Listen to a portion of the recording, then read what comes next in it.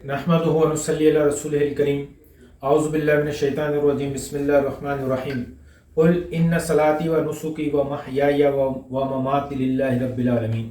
Rabbi इश्रह ली सदरी व यस्सिर ली अमरी वहलुल उक़दतम मिन लिसानी यफ़क़हू क़ौली। मोहतरम दोस्तों, साथियों, सामीन, अस्सलामु अलैकुम व रहमतुल्लाहि व बरकातहू। आज के इस सेशन में हम डिस्कस करेंगे कुर्बानी के मसाइल। ईद उल अज़हा बिल्कुल करीब है और लोग कुर्बानी के जानवर ख़रीद रहे हैं। माशाअल्लाह से हर वो शख्स जिसको अल्लाह ताला ने इस्तिताअत दी है, नेकी का जज्बा दिया है और वो इस ख्वाहिश में है, वो चाहता है कि मैं कुर्बानी करूं। तो उस हवाले से चंद गुजारिशात थी जो मैं आपके सामने रखना चाहता हूं।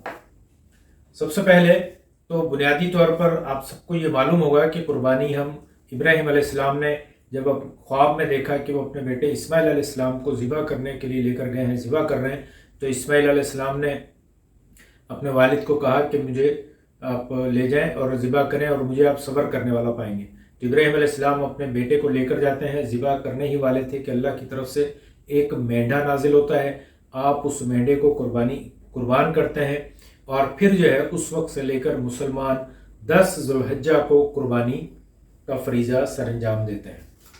तो कुर्बानी के मसाइल के हवाले से कुछ चीज़ें। सबसे पहले तो कुर्बानी का जो लफ्ज़ है उज़ी से मुराद कुर्बानी है। अरबी का लफ्ज़ उज़ी का मतलब ये है कुर्बानी। और कुर्बानी का मतलब क्या है कि कोई भी चीज़ अल्लाह की राह में, अल्लाह की खुशनुदी के लिए जो है वो कुर्बान किया जाए तो उसको हम कुर्बानी कहते हैं। लाजमी नहीं है कोई जानवर हो, वो पैसे भी हो सकते हैं, वो वक्त भी हो सकता है, कोई माल जान, हर चीज़ जो है वो हम कुर्बान कर सकते हैं। तो आज हमारा जो मौजू है वो ज़ेर नज़र हमारी जो बात है वो कुर्बानी यानी ईद उल अज़हा के दिन 10 ज़ुल्हिज्जा के दिन जो कुर्बानी की जाती है उसके हवाले से कुछ सवालात हैं जो कि हमारे दोस्तों ने कुछ किए, तो उनके जवाब के सिलसिले में, उनके जवाब के लिए ये वीडियो बनाई जा रही है। पिछले दिनों एक वीडियो सामने आई थी जिस वीडियो को देखने के बाद ये सवाल किया गया कि आया कुर्बानी वाजिब है या सुन्नत है, या कुर्बानी का निसाब क्या है, किस शख्स को कुर्बानी करनी चाहिए। तो तफसीली तो जो है वो आज हम सिर्फ यही 2 सवाल हैं जिनको हम डिस्कस करेंगे। इसके ज़मन में कुछ छोटी छोटी चीज़ें जो है वो और भी हैं, लेकिन बुनियादी तौर पर 2 सवाल हैं कि आया कुर्बानी वाजिब है या सुन्नत है, और दूसरा कुर्बानी के लिए कोई निसाब मुकर्रर है या साहिब इस्तिताअत, या किसको ये कुर्बानी करनी चाहिए। तो वाजिब के हवाले से हमारे यहाँ उम्मत मुस्लिमा में कुछ इख्तिलाफ है। कुछ उलमा इकराम जो है वो कहते हैं कि कुर्बानी वाजिब है और कुछ कहते हैं कि कुर्बानी सुन्नत है। अहनाफ के नज़दीक कुर्बानी हर साहिब इस्तिताअत पर वाजिब है। अहनाफ मतलब हनफी। इमाम शाफी, इमाम मालिक और इमाम अहमद रहमतुल्लाह अलैह उनके करीब कुर्बानी सुन्नत मुक्कदा है। यानी इमाम अबू हनीफा रहमतुल्लाह अलैह के करीब उनके मानने वाले क्या कहते हैं कि कुर्बानी वाजिब है, जबकि इमाम शाफी, इमाम मालिक और इमाम अहमद ये 4 में से 3 जो है वो कहते हैं कुर्बानी सुन्नत मुक्कदा है।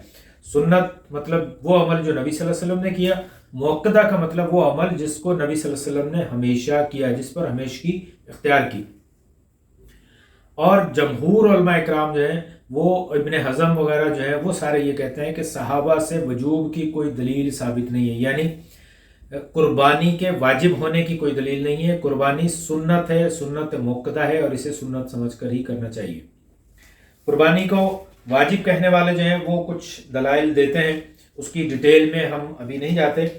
और जो सुन्नत कहने वाले हैं उनके जो दलाइल हैं उसको हम देखते हैं, क्योंकि सुन्नत के ज़मन में जो है वो नबी सल्लल्लाहु अलैहि वसल्लम की अहादीस आ जाती हैं। तो जहाँ नबी की हदीस आ जाए तो फिर उसके अगेंस्ट कोई और मौक़िफ़ जो है वो जचता नहीं है।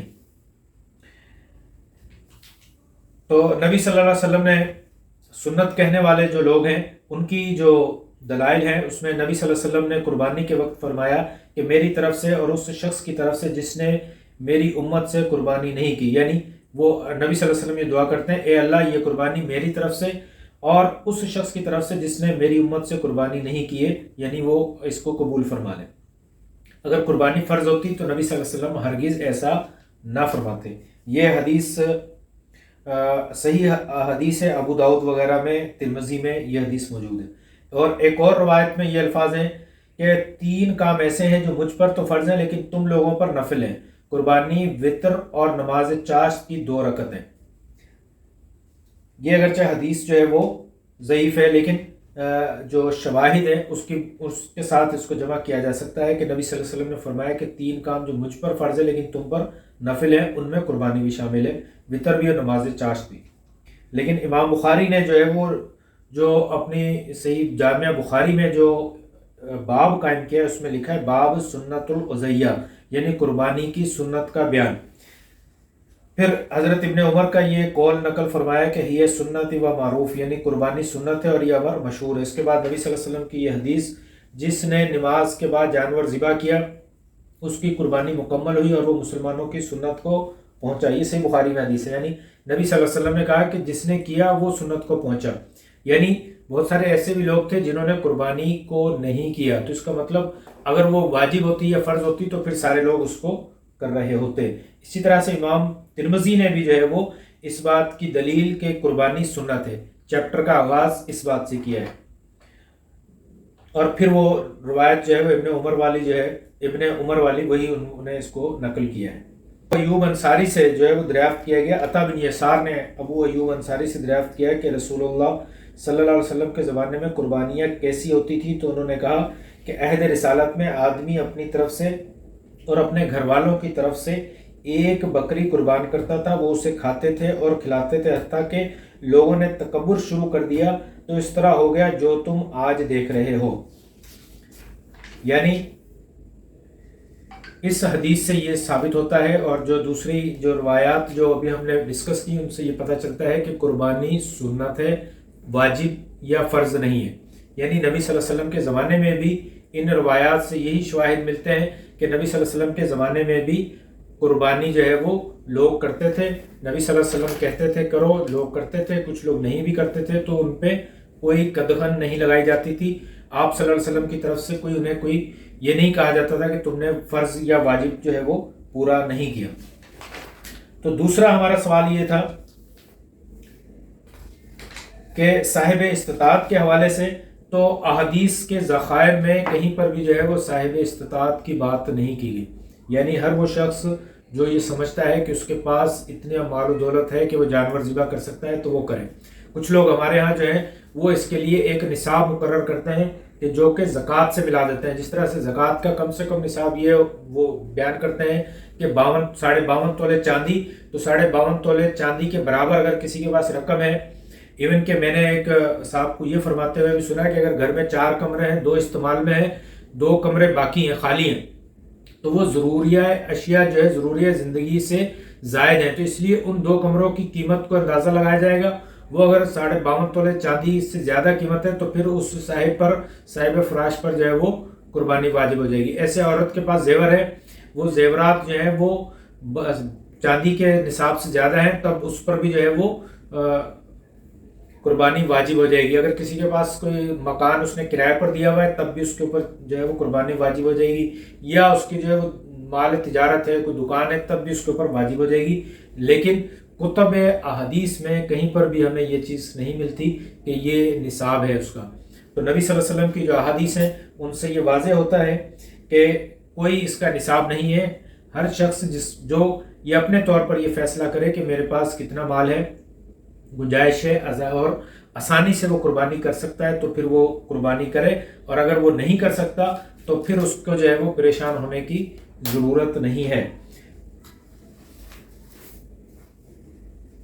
اور ایک اور جو سوال جو تھا اسی ضمن میں وہ یہ ہے کہ کیا ایک جانور تمام گھر والوں کے لیے کافی ہو جاتا ہے یا سب گھر والوں کو سب کو جو ہے وہ الگ الگ جانور کرنا ہوگا؟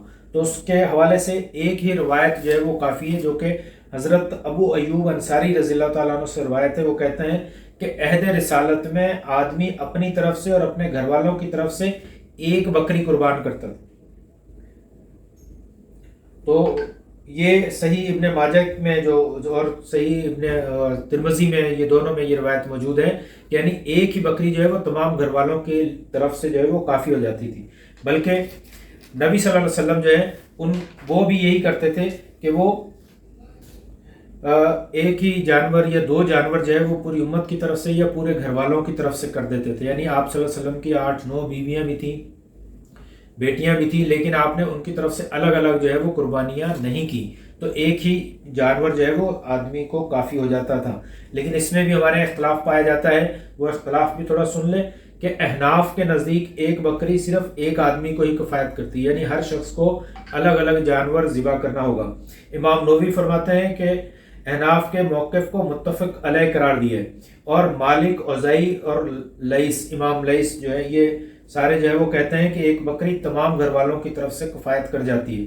ابن قیم بھی یہی کہتے ہیں کہ ایک بکری تمام گھر والوں کی طرف سے کافی ہو جاتی ہے, خواہ گھر والے کثیر تعداد میں ہی کیوں نہ ہو, اور یہی رسول اللہ کا طریقہ ہے. امام شوکانی بھی یہی کہتے ہیں, بلکہ وہ یہاں تک لکھتے ہیں کہ حق بات یہ ہے کہ ایک بکری تمام گھر والوں کی طرف سے کافی ہو جائے گی, خواہ ان کی تعداد 100 یا اس سے بھی زیادہ کیوں نہ ہو.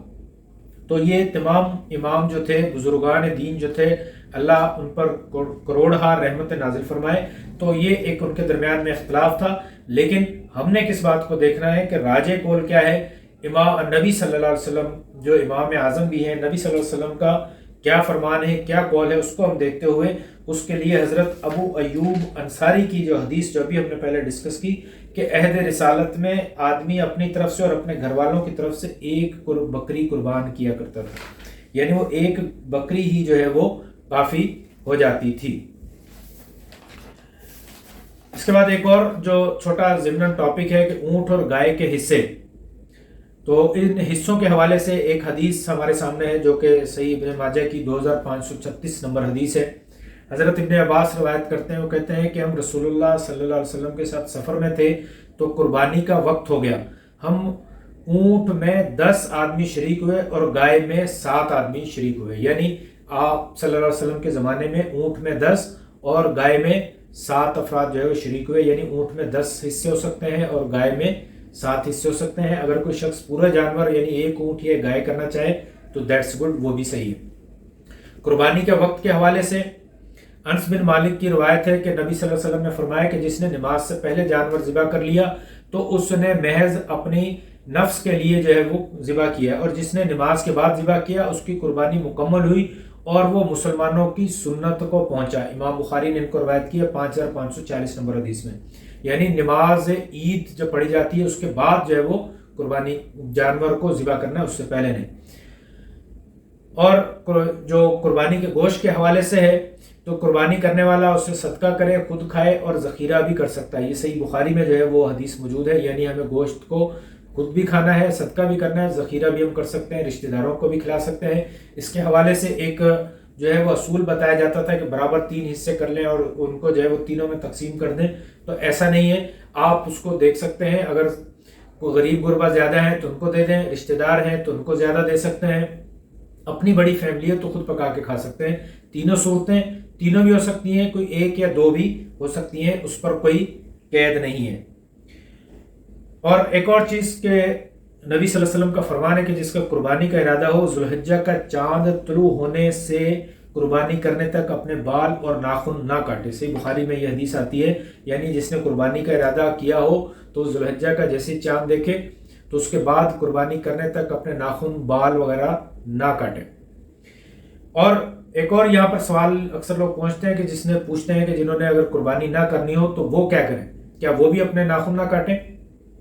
تو دراصل ان کے ناخن کاٹنے کی ممانعت کی کوئی حدیث وارد نہیں ہوئی ہے, یہ ان کی مرضی پر ہے. اگر وہ ناخن نہیں کاٹتے تو انہیں بھی انشاءاللہ تعالی قربانی کا ثواب ملے گا. تو وہ جب قربانی عید کی نماز پڑھ کر آ جائیں, قربانیاں ہو جائیں, تو پھر وہ اپنے ناخن کاٹ سکتے ہیں, بال کاٹ سکتے ہیں, زیر ناف بال وغیرہ جو ہے وہ ساری کاٹ سکتے ہیں. تو اس طرح سے انشاءاللہ تعالی انہیں بھی قربانی کے اجر میں شریک کر لیا جائے گا. اسی طرح سے ایک اور چیز, خصی جانور کی قربانی کا حکم. تو نبی صلی اللہ علیہ وسلم نے خصی جانور جو ہیں وہ ذبح کیے ہیں.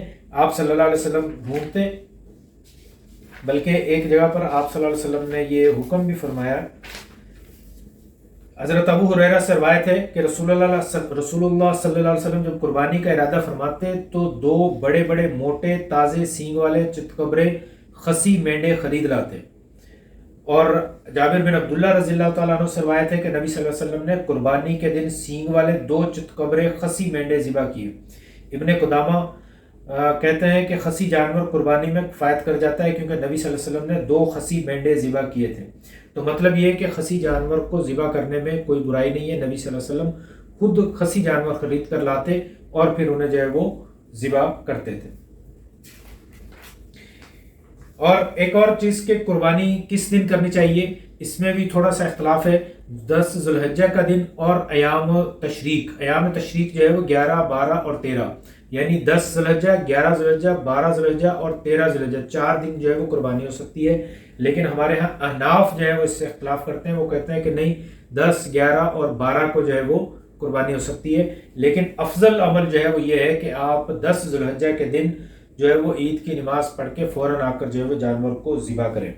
قربانی کے لیے چھری خوب تیز کر لینی چاہیے تاکہ جانور کو زیادہ تکلیف نہ ہو۔